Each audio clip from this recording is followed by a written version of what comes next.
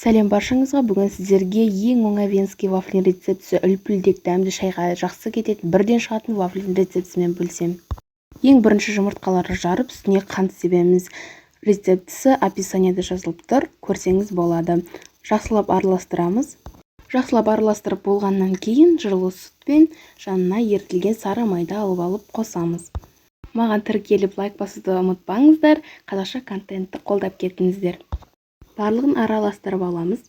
Ұнды өлшейміз, үстіне разрыхитель саламыз, граммдар описаниеда. Ұнды илеуіштен өткізіп, венчикпен араластырып, қоймалжың масса аламыз. Міне осындай қоймалжың масса шығу керек.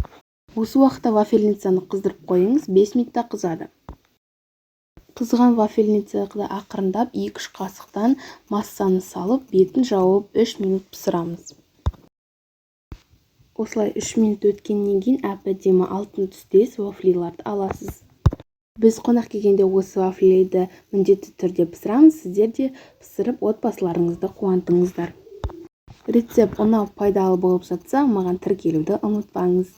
Рахмет, ас болсын.